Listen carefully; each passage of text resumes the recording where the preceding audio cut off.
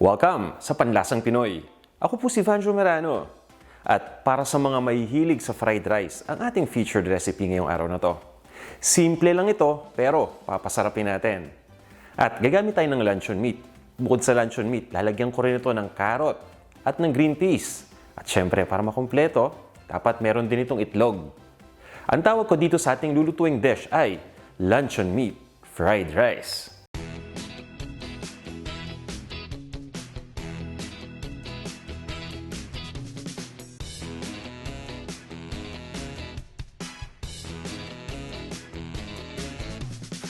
At ito yung mga ingredients na kakailanganin natin para sa ating recipe.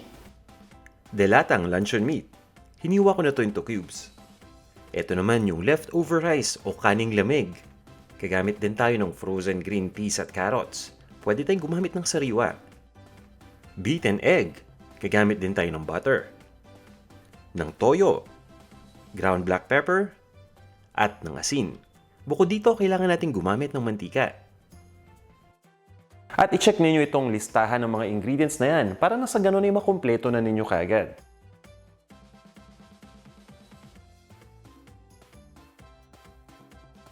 Kung ready na kayo at handa na yung mga ingredients, tara na, lutuin na natin to. Ipipirito ko muna itong itlog, kaya nagpapainit lang muna ako ng mantika dito sa pan.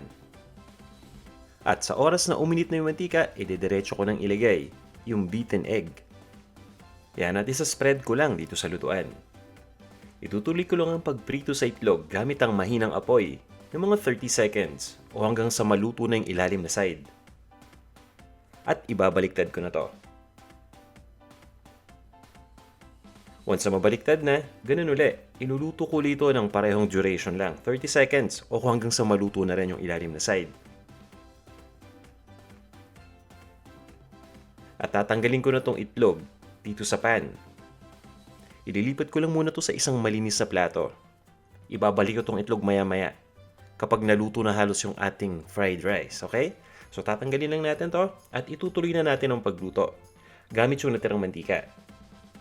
Ilalagay ko na itong luncheon meat na dilata. At lulutuin ko lang hanggang sa maging medium brown na yung kulay. So ang ginagawa ko, lulutuin ko muna itong isang side ng mga 20 to 30 seconds. Pagkatapos ay itutuloy kong pag-stir fry hanggang sa maging balanse na ang kulay sa bawat side nitong luncheon meat.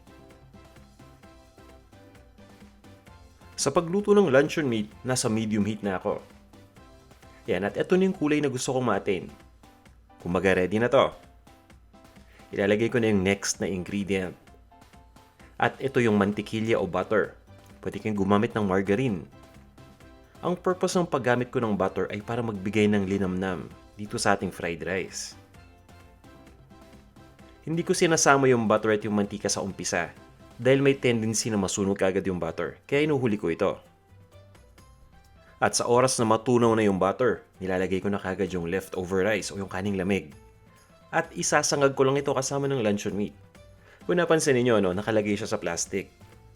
Malaking tulong sa akin yung paglagay sa plastic dahil dun pa lang nasi-separate ko na yung mga kanin na nagkakadikit-dikit o yung mga lumps sa isa't isa. Kumbaga madaling mo control. At ang ginagamit kong kanin o tipo ng bigas para dito sa fried rice ay yung buwaghag. Huwag yung masyadong madikit para maganda yung resulta ng ating fried rice. Isasangag ko lang ito ng mga 2.5 minuto at itutulak ko lang muna yung kanin sa side. Ilalagay ko na itong green peas at carrots. Kahit frozen pa yan, pwede na nating lutuin. Yan, lulutuin ko lang muna dun sa side o dun sa space niya ng mga 20 to 25 seconds para mawala lang yung pagka-frozen niya. At unti-unti ko na itong isasama dito sa kanin na may luncheon meat. So habang niluluto natin yung vegetables, halu-haluin pa rin natin yung kanin. Nang sa ganun ay maging pantay pa rin yung pagkakaluto. Yan, pagsamahin na natin ito. At itutuloy ko lang ang pagsangag pa ng mga 2 minuto.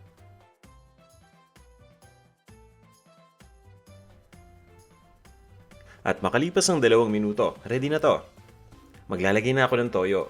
Itong toyo ay nakakatulong para magbigay ng lasa dito sa ating dish and at the same time ay nagbibigay din ito ng kulay. Itutuloy ko lang ang pagsangag hanggang sa ma-distribute ng mabuti yung toyo. Malalaman natin na okay na to kapag pare-pareho na yung kulay ng kanin. At kung mapapansin ninyo, dahan-dahan lang yung aking paghalo at tinutos ko rin ito paminsan-minsan. Galing sa labas, papunta sa loob. Basta dapat ang importante maiwasan nating madurog yung mga gulay. At ready na to. Lalagyan ko lang ng ground black pepper. At ng konting asin. Konting asin lang dahil may toyo na. Itutuloy ko lang ang pag-stir fry hanggang sa ma-distribute ng seasonings.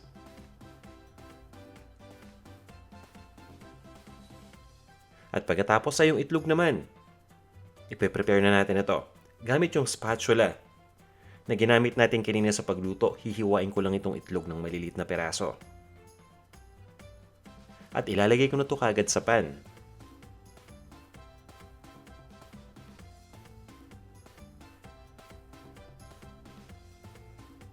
Pagkalagay ng itlog, ito-toss natin uli itong fried rice hanggang sa mag-mix lang itong mabuti.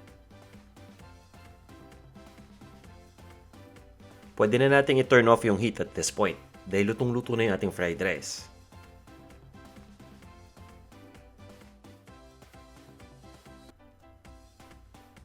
Ready na to. Ililipot ko lang itong ating luncheon meat fried rice sa isang serving plate. At napakasarap itong iserve sa agahan. Siyempre pwede rin ito sa pananghalian kasama ang paborito nating fried dishes. Ito na ang ating luncheon meat fried rice. Tara, kain na tayo! Sana may natutunan na naman kayong bago. At sana rin ay subukan ninyong lutuin itong ating dish gamit syempre itong recipe. Para doon naman sa mga hindi pa nagpa-follow sa atin sa Instagram, follow nyo naman ako. I-search nyo lang, Panlasang Pinoy. Okay? Eto, magsha-shoutout lang ako para dun sa mga masugid nating mga tagapanood na lagi nagko-comment. Isa-isay natin sila, simula kay Lutong Bulakenyo. Hello sa'yo, Ajika Takusa, Lito Juliano TV, Suho Kim, Arian Forca, Food Press Travel and Cook, or Food Express Travel and Cook. Hello rin, Jo C Vlog, Lutong Diskarte, Hi sa'yo, Kusina ni Mahida.